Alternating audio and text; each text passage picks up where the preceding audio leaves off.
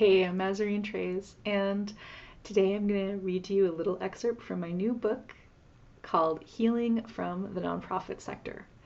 And today we're going to talk about rewilding and letting go. If I could sum up the message of my book in one sentence, it would be, you don't have to do this anymore. You don't have to save anyone. You can just stop.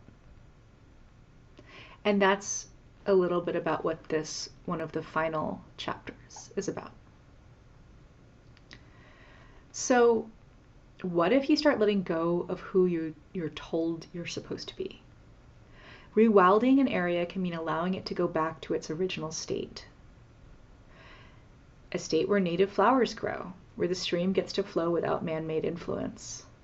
And Wikipedia, rewilding is a form of ecological restoration aimed at increasing biodiversity and restoring natural processes. It differs from other forms of ecological restoration in that rewilding aspires to reduce human influence on ecosystems. It is also distinct from other forms of restoration in that while it places emphasis on recovering geographically specific sets of ecological interactions and functions that would have maintained ecosystems prior to human influence, rewilding is open to novel or emerging ecosystems which encompass new species and new interactions. So we are a part of nature, and I believe that humans can also do rewilding. We can come back to a state where we can honor our nervous system responses, honor our feelings, and deeply listen to ourselves. These can lead to new interactions and recovery from ways of living that hurt. So, the grief and healing of watching a baby get what you never had. Lately, I've been watching my friend with her new baby. This baby is like a wild animal. She is watching us, and we are watching her. We watch her discover things at her own pace. I love watching them together. Hearing my friend explain how she's treating this baby and why is so healing. It brings up grief in me, not just for myself, but for all of the other children who do not get such deep attention and ability to sit with their own nervous systems without being rushed from thing to thing. This baby is allowed to crawl and decide who she wants to engage with or not. She is dry brushed and held, but in a structured way. When she meets a new person, she is given time to observe them before she decides how she wants to engage, if at all. She also has strict rules. She's not allowed to hit her parents or knock things off tables. She has a strict bedtime, she's getting toilet trained, and she's not allowed to look at screens or play with her parents' phones.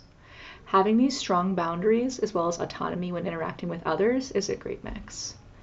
Consequently, she's developing good boundaries from the very beginning. As my friend says, it's that delicate dance between structure and loving, grounded rules and personal autonomy that creates safety and trust. So it makes me think about what we do to babies and children. How she is raising this child is profoundly different from how I grew up.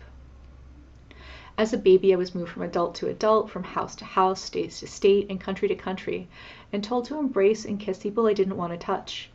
I was told to work and not play. We don't let babies or children have body autonomy. Maybe this happened to you too? I was treated like a third or a fifth of a person, an extension of my parents. I was told I was their property, that I had to do what they said. I was told they took me into this world and they could take me out. At a very young age, I wanted to advocate for children to take over the world. I wanted us to be treated like people. This is what I'm describing as called adultism, and it's a wound that almost everybody has. There's a whole movement called child liberation that you can check out, and Dr. Devin Price has written about this as well. I still think the world would be better if children took over. Children are subjected to adultism, which is when they are treated like they don't know their own minds, they have no autonomy or freedom, and they aren't allowed to choose their activities, their interests, or their chores. So as a child, I was often hiding in closets, hiding in attics. It was something that helped me avoid the abuse at home and adults not letting me be a child.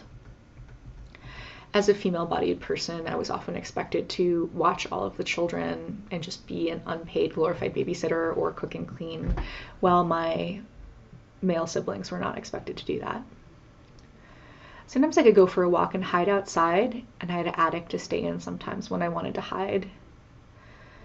And there was a closet under the stairs that attached to my bedroom that I hid in also. It was very Harry Potter vibes, I know, but I didn't actually sleep there. People used to say if you have a girl first, it's good, she can take care of the other children. I did take care of the other children. If I was around, it was assumed that what I would be doing instead of playing or being like any other child. This is parentification. So what is a parentified child? A parentified child puts on a persona. They end up not knowing who they are outside of someone who's made use of. I rode this parentified child role all the way into the nonprofit sector and my personal relationships and beyond. Taking care of people, mothering people, driving them away, not listening to myself. I thought doing things for others was how you justified your existence. It can also make you very resentful, right? And not aware of your own needs or feelings. So I grew up to be a person who was afraid to share her needs and wants, who kept trying to be with a family that consistently ignored her boundaries, needs, and wants. And there are still people in my family I talk with, but some people are not going to get any more of my time. I got to stay with my grandparents and my aunt and uncle for 2 years when I was little, and those were the happiest 2 years of my childhood. So not only was I a parentified child, but I was also the scapegoat. That means I was told that anytime anything was wrong in the family, it was my fault. And I'm starting to understand now family scapegoating abuse. When you're in the scapegoat role, you can also see it playing out in workplaces. I had this play out in the workplace, and that's how I started being a workplace advocate. I never wanted anyone to go through that again, what I had to go through. In some places it's called workplace bullying, in others it's illegal, like in Canada. One of my first presentations as I started my business in 2009 was on workplace bullying. No wonder I was so passionate about it. It was describing my life. Being blamed for things that were not your fault, waiting for the other shoe to drop, always with people who couldn't regulate their own emotions, so they took it out on you. Now I'm starting to understand more about how it all happened, and I'm starting to write about it. Getting ready to escape. So around age 14 is around the time I consciously started counting down as soon as I could leave, get out to college. I ran away one time, but I came back because they called the police to make me come home. Breaking the chain now feels incredible. It feels like I'm breaking a generational curse. I felt like I had to be useful and help others. Maybe you grew up that way too, making yourself useful. Maybe you were a parentified child and then it bled over into what you do now. Now I think that maybe becoming a fundraiser or a social worker is a trauma response. So the unlearning, rewilding, and letting go process. How does it work? The first step is feeling your feelings and processing them however that looks for you. The feelings and needs wheels have helped me a lot. I've also turned them into magnets and given them as gifts. In the last 5 years, I've gone through a lot of grief and anger, and guess what? Anger is a gift. I have a lot of compassion now for that little girl, for what she had to do to survive in a hostile environment. Since 2020, I've been going to therapy and unlearning and rewilding myself from the self that had to perform to survive. I'm learning how to play again and learning how to respect play. And when I make art now, I try not to think about if it's good or not and just let my hand make marks on the paper. I've been writing every day for the last 1,000 days and just been listening to myself. I used to have disdain for people that played video games, and now I can just sit and watch my partner play video games for hours. I can approve of this because I'm letting myself play too. So how does this relate to changing careers exactly? Well, I used to chronically overwork in a desperate attempt to prove to everyone that I was worth attention, money, time, for years in the nonprofit sector and then in my business until I burned out. Why did I do this? Because we are actively encouraged to overwork in the sector and we are chronically underpaid. This leads to high turnover and inefficient working environments that then hurt people we serve. It serves us to unlearn, rewild, and do less. The nonprofit industrial complex seizes and co-ops language from revolutionary movements, like the word empower, for example. It's used to justify funding, jobs, and whole industries of people who are deeply uneducated about history and profoundly removed from the historical reasons for the need for their services. This is related to white savior complex and white supremacy. A deep structural shift is needed for us to get out from these biases and ways of working. But it's not just the salaries that are low and the overwork, it's how we are working that isn't working. We are encouraged to ignore our bodies, our needs, and just unquestionably put everything into the mission. So I've been engaged in the process of unlearning, moving more slowly, breathing and going outside more, When I sit with people, when I present now, we start with how we are feeling and end with how we're feeling. We pause more and breathe and stretch together.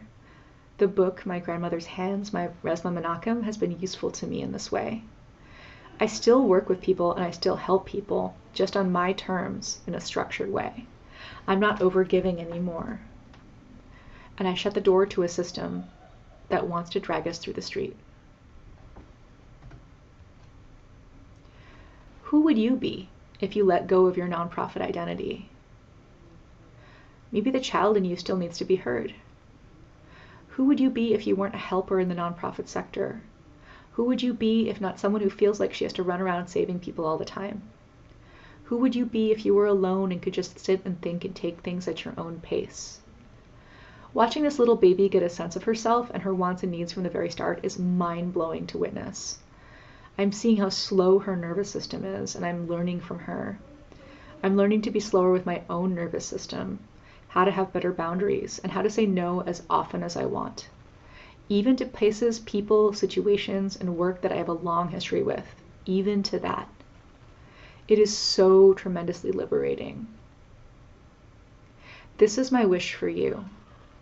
I hope someday you can watch someone parent like this, treating their baby like a person from the beginning. I hope someday you get the deep listening that you need.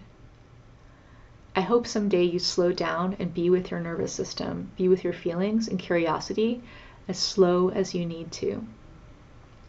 There's no going back to who you were before this world subjected you to adultism, but you can still reparent yourself now and nurture that small voice inside you who knows exactly what to do. So that is another excerpt from my book. I hope you liked it. Click below, get the book. Tell me what you think.